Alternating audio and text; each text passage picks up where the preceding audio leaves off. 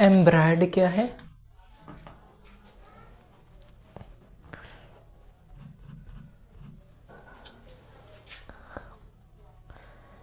इसके पहले जो है हमने पढ़ा था, यूएई ने रिकॉर्ड समय में पहली बार डिजिटल दिरहम लेन देन को अंजाम दिया था। उसमें हम पढ़ेंगे जो है एम्ब्रॉयड क्या है। एम्ब्रॉयड एक बहुकेंद्रीय बैंक डिजिटल मुद्रा है। क्या है? बहुकेंद्रीय डिजिटल मुद्रा।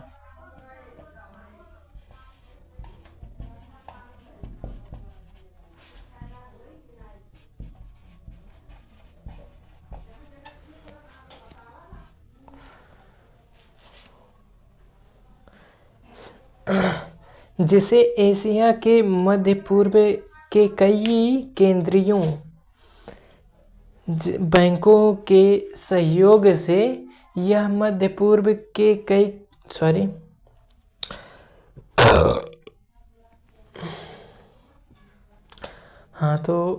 जिसे एशिया और मध्य पूर्व के कई केंद्रीय बैंकों के सहयोग से विकसित किया गया है। यह प्लेटफॉर्म विभिन्न देशों द्वारा जारी की गई डिजिटल मुद्राओं का उपयोग करके तेज और सुरक्षित पारदर्शी अंतर्राष्ट्रीय लेन देन को सुविधा प्राप्त करता है। यूएई की इसमें भागीदारी यह दर्शाती है कि वह वैश्विक वित्तीय नवाचार को अपनाने और भविष्य की डिजिटल अर्थव्यवस्था का नेतृत्व करने के लिए कितनी सक्रिय और प्रतिबद्ध है। व्यापक वित्तीय विनियमों का अनुरूप है। क्या है? डिजिटल दिरहम परियोजना डिजिटल परिसंपत्तियों को लेकर यूएई द्वारा अपनाएंगे सख्त नियामक ढांचे के अनुरूप है। मार्च 2023 से यूएई के केंद्रीय बैंकों ने यह अनिवार्य किया कि सभी स्टेबल कॉइन उच्च गुणवत्ता वाली तरल परिसंपत्तियों द्वारा पूरी तरह समर्थित हो और उनका नियमित एवं कठोर अपडेट किया जाए। अप्रैल 2023 में अबू धाबी के प्रमुख संस्था का नाम भी आप IHC और एडीक्यू, ये संस्था है। कहाँ की संस्था है? Abu Dhabi. और फर्स्ट अबू धाबी बैंक क्या ने एक दिरहम समर्थित स्टेबल कॉइन लॉन्च करने की योजना की घोषणा की, जो विनियमित डिजिटल परिसंपत्तियों के प्रति स्थानीय स्तर पर बढ़ावा रुचि को देता है। इन पहलों ने मिलकर यूएई में एक विश्वसनीय और सुरक्षित वित्तीय वातावरण तैयार किया, जो वैश्विक फिटनेस, नवाचार और संस्थागत निवेशकों को आकर्षित करने में महत्वपूर्ण भूमिका निभाता है। अगर हम स्थिर तथ्य की बात करें तो स्थिर तथ्य यह है, अगर दुबई में जो है लेन देन की तिथि क्या थी, हमने अभी आपको बताया था 12 नवंबर 2025। उसके बाद जो है उपयोग की गई मुद्रा डिजिटल दिरहम के केंद्रीय बैंकों द्वारा किया गया है। डिजिटल दिरहम के केंद्रीय बैंकों द्वारा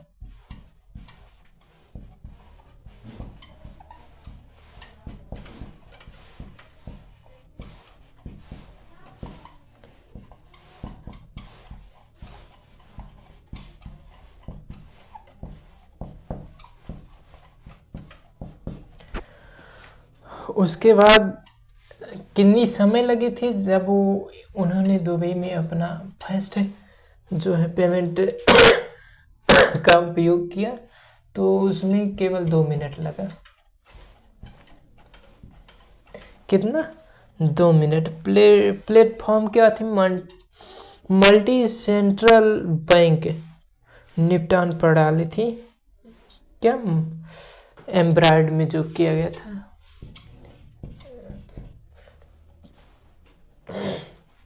मल्टी सेंट्रल बैंक।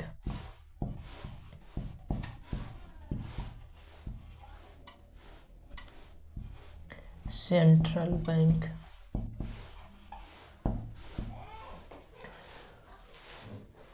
संबंधित संस्थाएं क्या थी? अगर हम संस्था की बात करें तो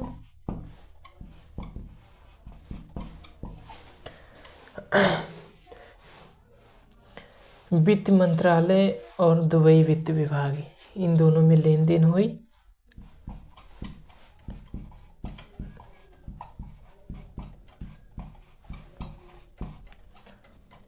और दुबई के वित्त विभाग में हुआ।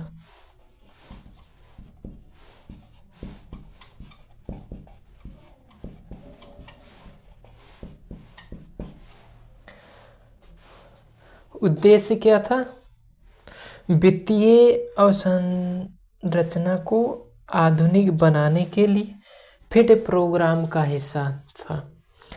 डिजिटल दिरहम की भूमिका क्या थी? यूएई की डिजिटल अर्थव्यवस्था दृष्टि की रणनीति जो है संभव थी। 2023 में स्थिर कॉइन नियम पूरी तरह से बैक्ड और अपडेटेड होना अनिवार्य है।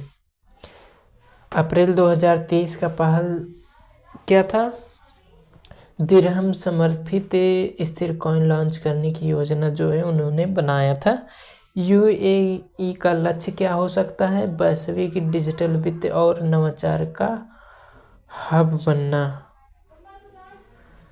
उसके बाद जो है हम अगले स्टेप पर ध्यान देंगे।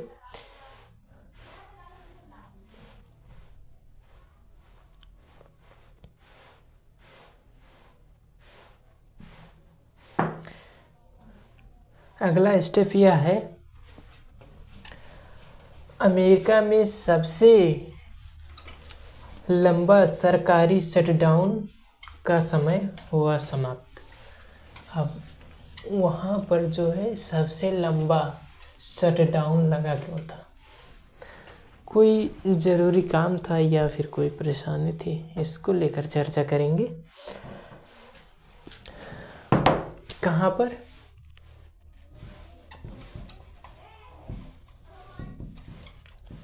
अमेरिका में सबसे लंबा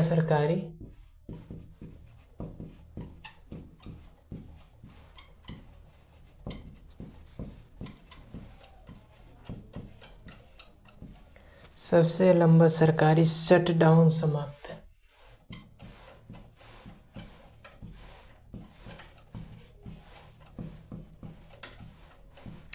ये क्या था? अभी तो हम समझ ही नहीं पाए, तो उसी को समझने के लिए हम इसको विस्तार से समझेंगे। अमेरिका के राष्ट्रपति कौन है? अमेरिकी राष्ट्रपति डोनाल्ड ट्रंप।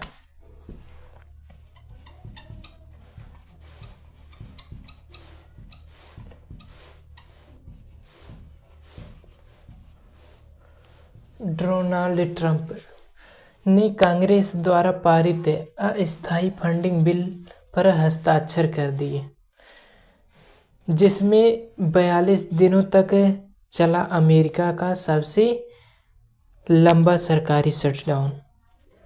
मेन कारण आपको पता चल गया होगा।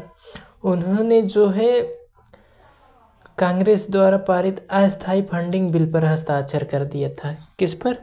अस्थायी फंडिंग जो है बिल।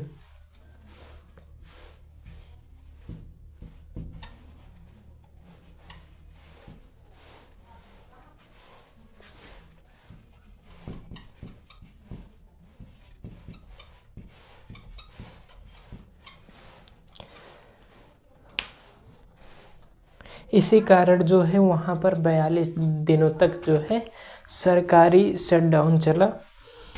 इस लंबे गतिरोध ने संघीय एजेंसियों के कामकाज को गंभीर रूप से प्रभावित किया और लाखों कर्मचारियों को वेतन के बिना काम करना पड़ा। हालांकि ये बहुत दुखदायी बात है। पृष्ठभूमि राजनीति टकराव कैसे शुरुआत हुआ। यह शटडाउन रिपब्लिकन पार्टी और डेमोक्रेटिक पार्टी के बीच गहरे राजनीतिक मतभेदों के कारण हुआ। दो पार्टियां थीं, उनके कारण कुछ मतभेद हो गया था दोनों में, उसी के कारण जो है शटडाउन लगा था। पार्टी क्या था? Republican party.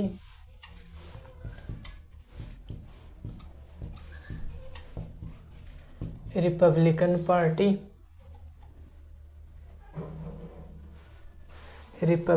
पार्टी और डेमोक्रेटिक पार्टी। कौन? डेमोक्रेटिक।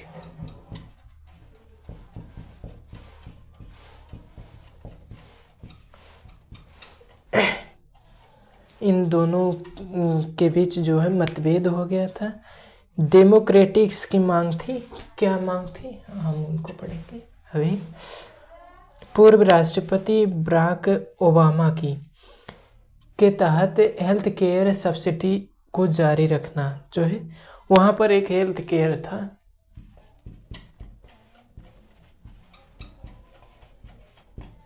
क्या था? Health care. तो उसको जो है उस सब्सिडी को जारी रखना चाहते थे, लेकिन रिपब्लिकन जो है रिपब्लिकन का क्या मत था, वो चाहते थे। राष्ट्रपति ट्रंप और रिपब्लिकन नेतृत्व ने इन सब्सिडियों को फंडिंग बिल में शामिल करने से स्पष्ट इनकार कर दिया। वो जो है फंडिंग बिल में शामिल होने से स्पष्ट मना कर दिया। हो सकता है इसी कारण जो है शटडाउन लगा हुआ होगा। इस असहमति ने सरकारी फंडिंग को रोक दिया और अमेरिका 42 दिनों के आंशिक शटडाउन में चला गया। सीनेट में गतिरोधक कैसे टूटा? सीनेट में गतिरोधक कैसे टूटा? ये अमेरिकी सीनेट ने किसी भी बड़े बिल को आगे बढ़ाने के लिए 60 वोटों की आवश्यकता थी। रिपब्लिकन बहुमत में थे, लेकिन 60 वोटों तक नहीं पहुंचा पा रहा था। गतिरोध तब टूटा जब 8 डेमोक्रेटिक सीनेटरों ने पार्टी लाइन तोड़कर बिल को आगे बढ़ाने के पक्ष में वोट दिया। इस दुर्लभ द्विदलीय समर्थन ने सोमवार को विधेयक के औपचारिक पारित होने का रास्ता साफ किया, जिसके बाद राष्ट्रपति ट्रंप ने इसे मंजूरी दे दी। डेमोक्रेटिक रणनीति को झटका। हालांकि थोड़ा बहुत डेमोक्रेटिक शटडाउन के जरिए रिपब्लिकन्स पर दबाव बनाना चाहते थे ताकि सब्सिडी को बहाल कराया जा सके, लेकिन लंबे शटडाउन के कारण जनता में असंतोष बढ़ा। किसके कारण? शटडाउन के कारण जनता में असंतोष पहुंचा। उसके बाद कर्मचारियों और सेवाओं पर गहरा असर पड़ा। कहाँ पर? कर्मचारियों और सेवाओं पर गहरा असर पड़ा। रणनीति दबाव बढ़ा।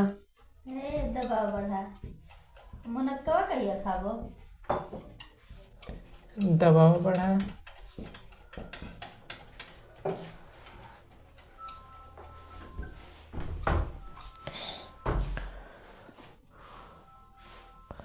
अत्यंत जो है अंततः उन्होंने पीछे हटना पड़ा।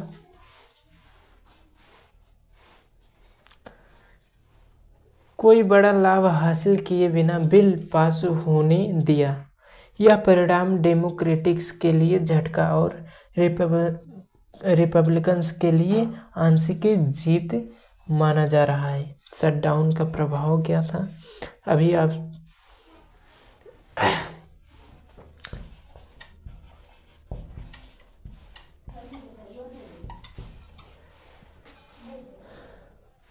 बयालीस दिन तक चले इस शटडाउन का व्यापक असर हुआ। क्या हुआ? लाखों संघीय कर्मचारियों को बिना वेतन के काम करते रहे या अवकाश प्राप्त करते रहे। राष्ट्रीय उद्यान, वीजा प्रोसेसिंग, IRS सेवाएं बाधित हो गई थीं। अरबों डॉलर का आर्थिक नुकसान हुआ था। सरकारी परियोजनाओं और सार्वजनिक सेवाओं में देरी। हालांकि डॉलर तो नुकसान हो गया, क्योंकि जब शटडाउन था तो उसमें कई कार्य भी रोके जा चुके होंगे, जिसके कारण कार्य न चलने के कारण उनका नुकसान हुआ होगा। दोनों पार्टियों के बीच राजनीतिक तनाव को बढ़ा दिया गया।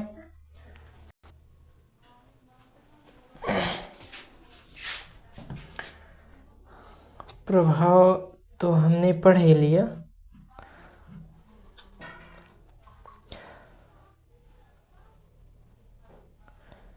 फैक्ट्स क्या हैं? हम केवल अब फैक्ट्स को ही जानेंगे। शटडाउन अवधि तिथि जो है, ये शटडाउन कितने दिनों तक रहा? 42 जो है अमेरिकी इतिहास का सबसे लंबा शटडाउन माना गया। अमेरिकी इतिहास का सबसे लंबा शटडाउन। मुख्य कारण क्या था? Obama care health care subsidy पर राजनीति टकराव था। ये मुख्य जो है पूर्व राष्ट्रपति वहाँ के थे। ओबामा केयर हेल्थ सब्सिडी पर राजनीति टकराव होता। और किसके बीच हुआ? राष्ट्रपति डोनाल्ड ट्रंप के बीच हुआ। डोनाल्ड ट्रंप के बीच हुआ।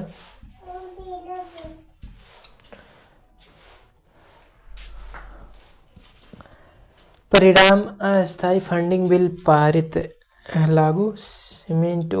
अगर सीनेट वोट की बात करें तो 8 डेमोक्रेट्स ने रिपब्लिकन्स का समर्थन किया। राजनीतिक प्रभाव कितने डेमोक्रेट्स? 8 जो है डेमोक्रेट्स ने रिपब्लिकन्स का समर्थन किया। राजनीति प्रभाव: डेमोक्रेट्स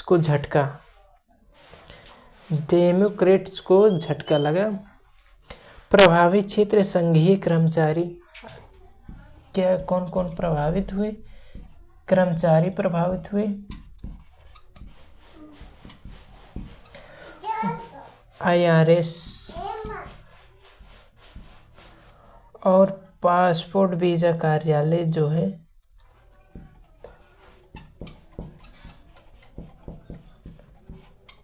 पासपोर्ट वीजा कार्यालय प्रभावित हुआ। उसके बाद राष्ट्रीय उद्यान।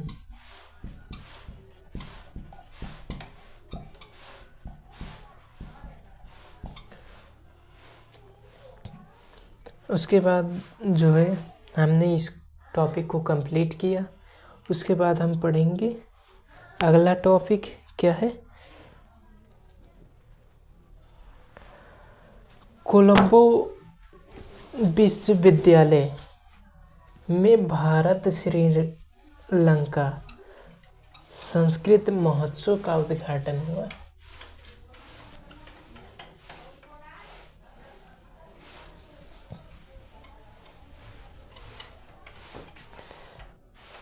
कहाँ पर? कोलंबो विश्वविद्यालय।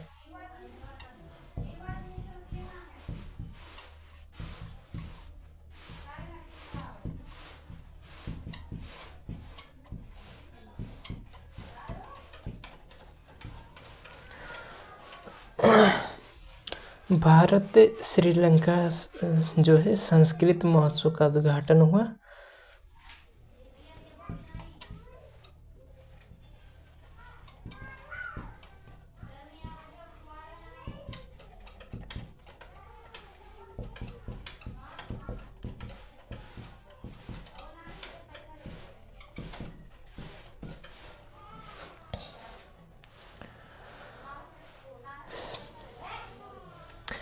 भारत श्रीलंका संस्कृत महोत्सव का शुभारंभ 10 नवंबर 2025 कब 10 नवंबर 2025 को कोलंबो विश्वविद्यालय, कहाँ पर, कोलंबो विश्वविद्यालय में किया गया। इस अवसर ने भारत और श्रीलंका के बीच संस्कृत, जो विश्व की सबसे प्राचीन और पूजनीय भाषाओं में से एक है, के संरक्षण और प्रसार के प्रति नई प्रतिबद्धता को उजागर किया गया। सप्ताह भर चलने वाले कई महोत्सव में दोनों देशों के विद्वान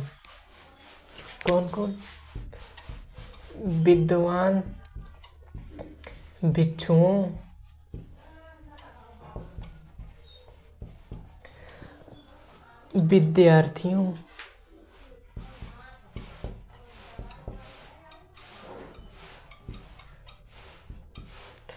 विद्यार्थियों और सांस्कृतिक प्रतिनिधियों ने भाग लिया, जो है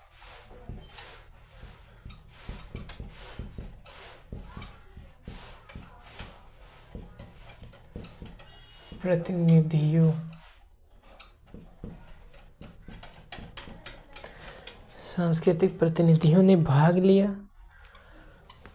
जिससे संस्कृति को सभ्यता, सद्भाव और ज्ञान की सनातन कड़ी को पुनः स्थापित किया गया। महोत्सव का आयोजन के बारे में पढ़ेंगे। आयोजन क्यों किया गया, कैसे किया गया, किस लिए किया गया। यह संस्कृत महोत्सव भारत और श्रृंखला के प्रमुख शैक्षणिक और सांस्कृतिक संस्थानों के संयुक्त सहयोग से आयोजित किया गया। स्वामी विवेकानंद सांस्कृतिक केंद्र, भारतीय उपयोग का सांस्कृतिक विभाग, श्रीलंका का शिक्षा और उच्च शिक्षा मंत्रालय,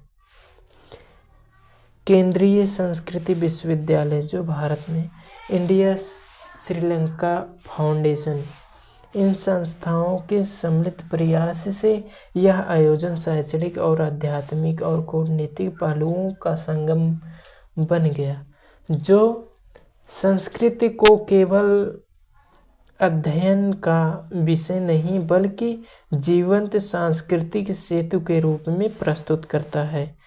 उद्घाटन समारोह की बात करें तो जो है श्री संतोष झा, कौन, श्री संतोष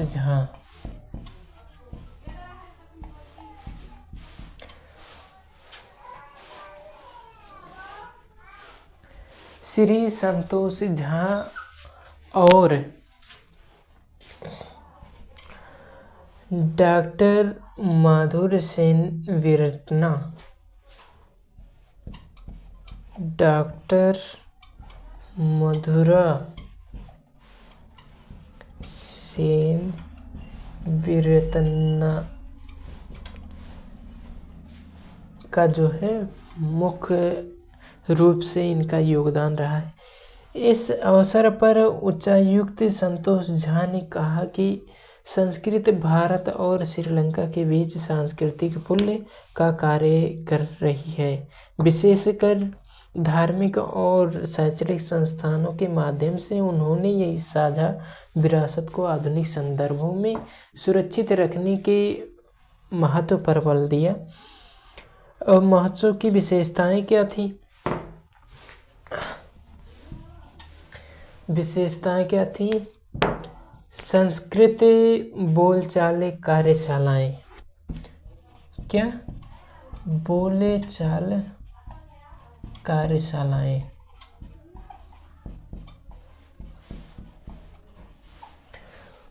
उसके बाद संस्कृत विद्वान के व्याख्यान एवं संगोष्ठियां। संस्कृति आधारित सांस्कृतिक प्रस्तुतियां जिसमें नृत्य, नाट्य और संगीत कार्यक्रम भी थे। भारत और श्रीलंका के विश्वविद्यालय के विद्यार्थियों के बीच संवाद कार्यक्रम किए गए। इन गतिविधियों का उद्देश्य यह दर्शाना कि संस्कृत केवल एक प्राचीन ग्रंथों में सीमित नहीं बल्कि जीवंत, विकासशील और युगों से प्रेरणा देने वाली भाषा है जो आज भी साहित्य, दर्शन और कला में अपनी गहरी छाप छोड़ रही है। अब हम इसे शॉर्ट फॉर्म में समझेंगे। यह जो है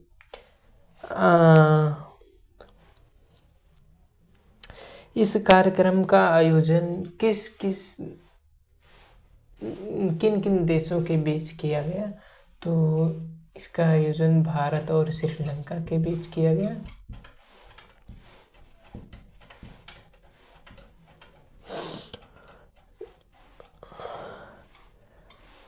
कार्यक्रम का नाम यही रखा गया था। तारीख की बात करें तो 10 नवंबर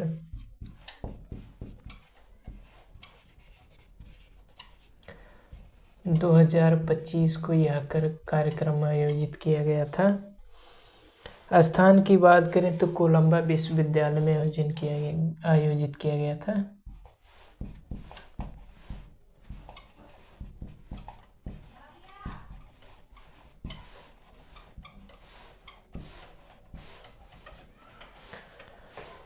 जो कि कहाँ पर है? श्रीलंका में है। स्थान आयोजक संस्थान क्या था? आयोजक संस्थान जो है स्वामी विवेकानंद संस्कृति केंद्र। स्वामी विवेकानंद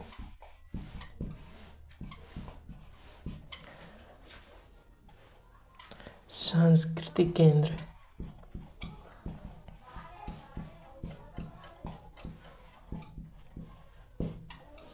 उसके बाद श्रीलंका शिक्षा मंत्रालय।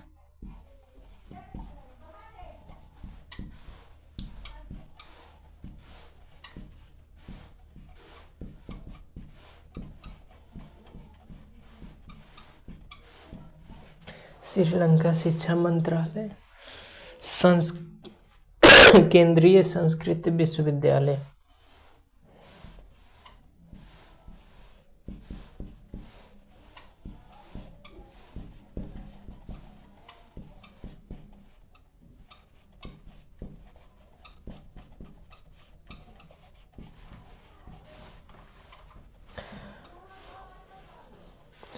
मुख्य अतिथि कौन कौन थे?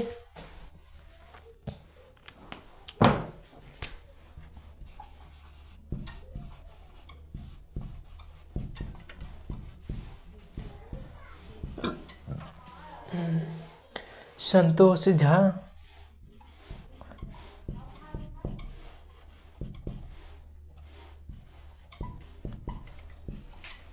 और डॉक्टर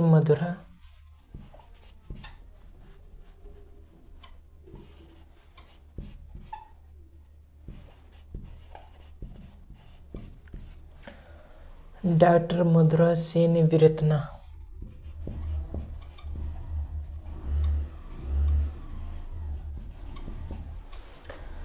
उद्देश्य क्या था? भारत और श्रीलंका के सांस्कृतिक संबंधों का सुदृढ़ करना। कौन सा संबंध? भारत